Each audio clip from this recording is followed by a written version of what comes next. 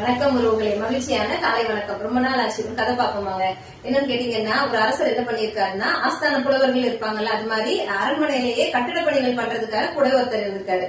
அப்போ எல்லா வீடுகள் எல்லாம் கட்டி கொடுக்கறது அவரோட வேலை. அப்போ அரசர் என்ன செஞ்சிருக்காரு, ஒரு நாள் ஒரு அழகா ஒரு வீடு கட்டுப்பா, ஒருத்தருக்கு வந்து நான் பரிசு கொடுக்கணும்னு நினைக்கிறேன் அப்படின்னு சொன்ன உடனே இவர் யோசிச்சிருக்காரு, இவ்வளவு காலமா நம்ம அங்க வந்து வேலை பார்க்கறோம் அப்படின்னு சொல்லிட்டு யாருக்கோ தானே அப்படின்னு சொல்லிட்டு தரமில்லாத அந்த மரக்கட்டைகளையும் கல்லு மண் இதெல்லாம் போட்டு அவர் ஒரு வீடு கட்டிட்டாரு. கட்டி முடிச்சுட்டு அரசரே நான் கட்டி முடிச்சிட்டேன் அப்படிங்கிறாரு.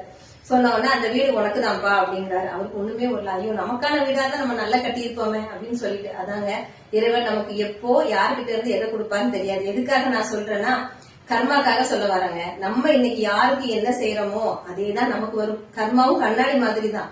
நம்ம எது பண்றோமோ அதைத்தான் அதுவும் பண்ணும், தரமானதா பண்ணும். சரியாங்க? அதனால இன்னைக்கு நீங்க ஒருத்தங்களை பத்தி தப்பா பேசினாலும் சரி, நல்லது செஞ்சாலும் சரி, திரும்ப உங்ககிட்ட தான் வரும். மனசுல இருக்குது.